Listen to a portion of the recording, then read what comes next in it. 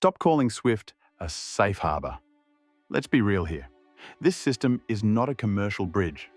This is a geopolitical kill switch controlled by Washington. Right now, global capital flows are structurally held hostage to a single political decision.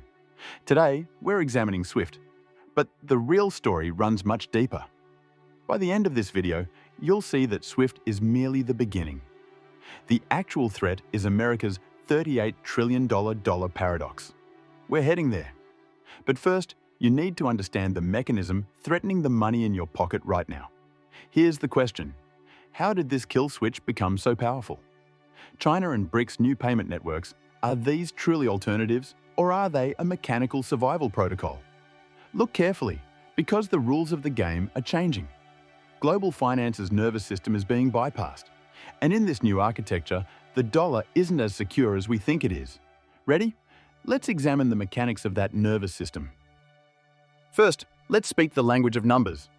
SWIFT. Exactly 45 million transactions daily. Capital flows processed, $1.8 trillion per day. This is a monopoly. 99.95% of global payment traffic tethered to this single system. You know what we call this in finance? A structural moat. So how does this moat function?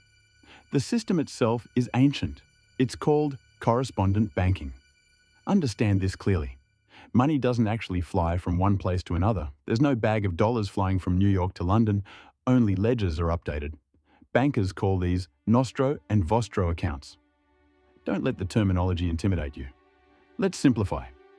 These are reciprocal ledgers that bind banks together. I owe you, you owe me records, that's all.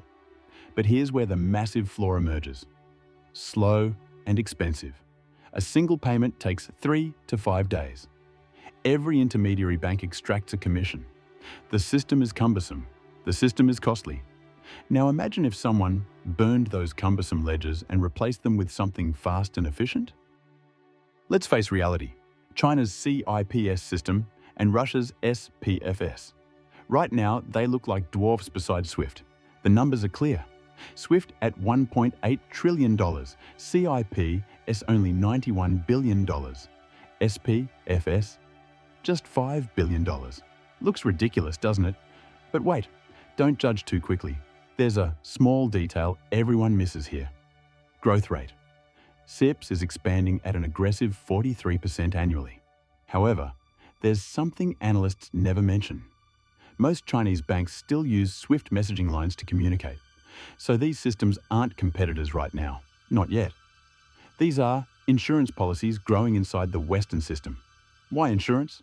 Look at Russia's example. In 2022, they were cut off from SWIFT. The result? A whopping $128 billion in export revenue simply evaporated.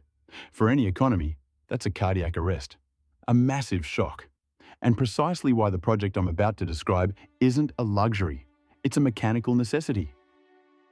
Now we reach the real story, the moment the game changed. If SWIFT is a cumbersome fortress, Project mBridge is an underground tunnel running beneath that fortress. China, UAE, Thailand, all on this platform. Here, money isn't transported through old-fashioned ledgers. Here, transfers happen atomically. What does atomic transfer mean? Think of it this way. No intermediaries, no waiting periods, no it'll hit your account in 3 days lie. Money changes hands in seconds, instant ownership transfer. And most importantly, do you know what? The dollar is completely removed from the equation. Countries conduct instant swaps using their own currencies. They're bypassing the dollar entirely. That's why the West panicked.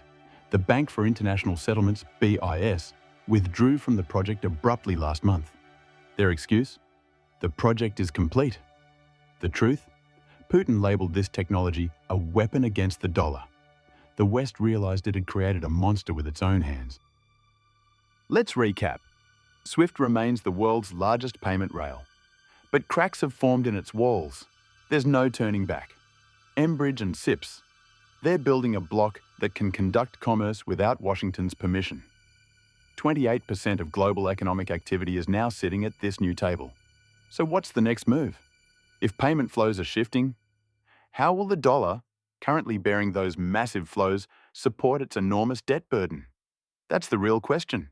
In the next video, we're placing America's $38 trillion dollar paradox on the table, and we'll calculate when this era ends. Stay tuned, because money never sleeps.